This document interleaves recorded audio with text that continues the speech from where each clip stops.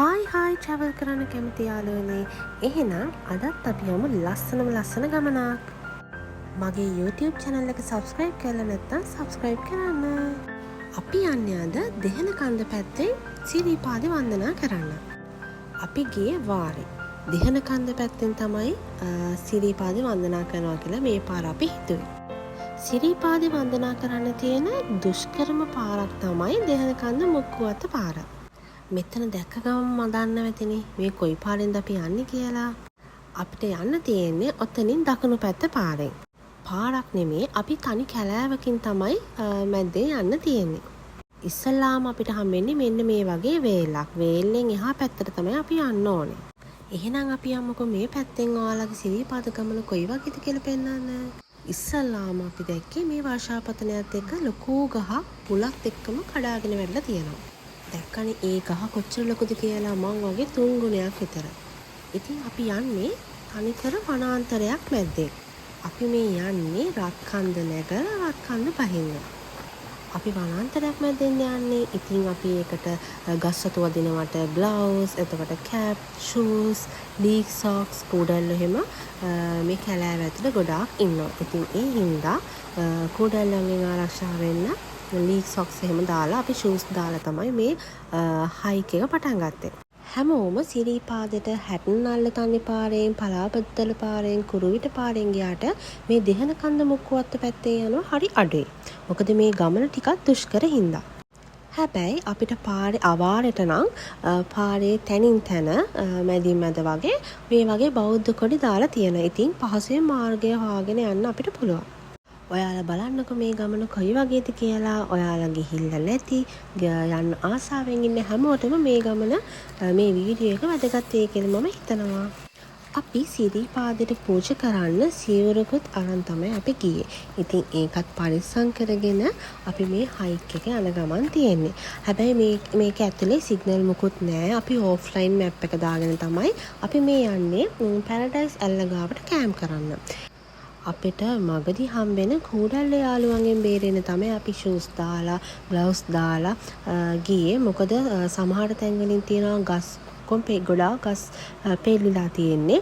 ඉතින් ගස් වලින් එහා පැත්තට පයින්න වෙනවා. සමහර තැන්වලින් අපිට ගල් වලින් උඩට නගින්න තියෙනවා. ඒ වගේ ටිකක් දුෂ්කර මාර්ගයක් තමයි මේ පැත්තේ යද්දි තියෙන්නේ. අපිට හම්බුනේ පහළ රාමායන ගල.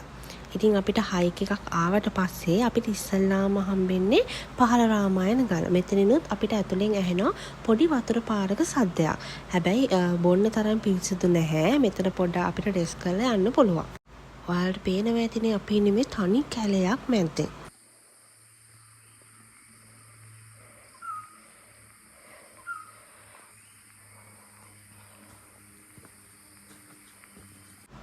අපිට ඒ යද්දි තව මේ වගේම ලොකු ගහක් හම්බුණා. මං එතෙන්ට යන්නකො එතන බලන්නකො මේ කොච්චර ලොකු ගහක්ද මේ පෙළලා තියෙන්නේ කියලා. මුල් ඔක්කොමත් එක්ක මේ දවස්වල වහින වැස්ස තිබ්බත් හින්දා ඒ ගහ සම්පූර්ණයෙන්ම පෙළලා තියෙනවා. ඔය එක ගහක් නෙමේ, ඔය වගේ කැලේ ඇතුලේ ඔය වගේ ගස් ගොඩාරියක් මේ දවස්වල ඉතින් පෙළලා තියෙනවා. ඒව තරණය කරලා තමයි අපි යන්න තියෙන්නේ. මේ පේන්නේ මේවා ඇතුලේ තියෙන විශේෂ මල් జాතියක්.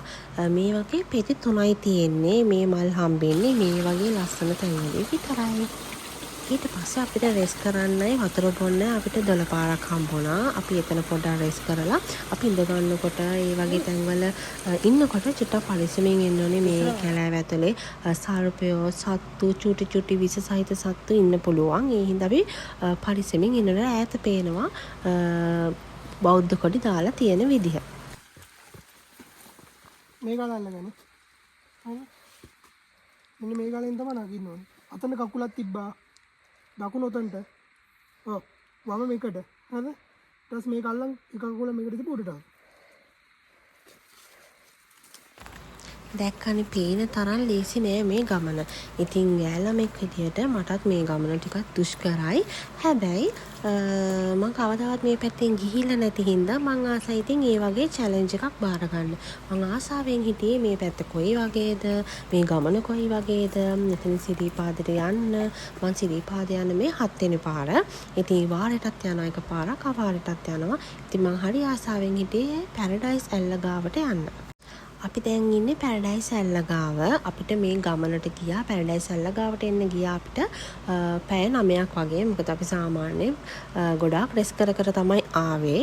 ටිකක් අමාරු ගමනක් හින්දා අපි මෙතන නැවතිලා අපි පහවදා උදේම යනවා ආයේ මේ කන්දේ ඉතුරු ටිකත් අපි නැගලා සිරිපාද මළුවට යනවා. අපි හෙට උදේම ආයෙ ගමන පටන් ගන්නවා. මගේ මන්දිනම් විසෝගේ යාව බෝය වේගේ මේක චන්දරාග වාසී උන්නත් හිමාල දේසේ මේක චන්දරාග වාසී උන්නත්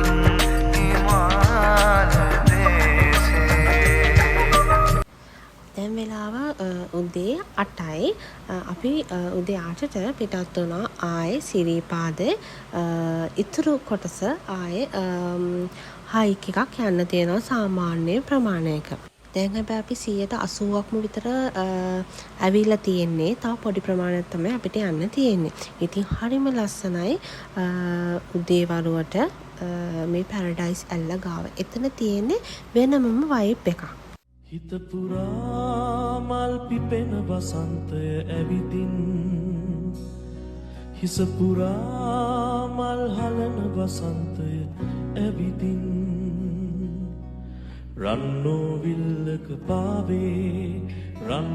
විල්ලක පාවේ චමත්කාර යෞවනයේ බලන්න මේ පරිසරේ කොච්චර ලස්සනද කියලා. මේ වගේ දුෂ්කර ගමනකින් පස්සේ මේ වගේ ලස්සන තැනක් දකිනකොට ඇත්තටම හිත පිරීලා යනවා. මේ ගස් කොළන් මැද්දෙන් තමයි අපිට සිරිපාද ගමන ඉවර කරන්න තියෙන්නේ. සිරිපාද ගමන ඉවර කරන්න කියන්නේ මේ කැලෑව මැද්දෙන් සිරිපාදේ රත්නපුර පලාබද්දල පඩිපෙළ තියෙන අන්න ඒ හරියට තමයි මේ කැලෑ මාර්ගය වැටෙන්නේ.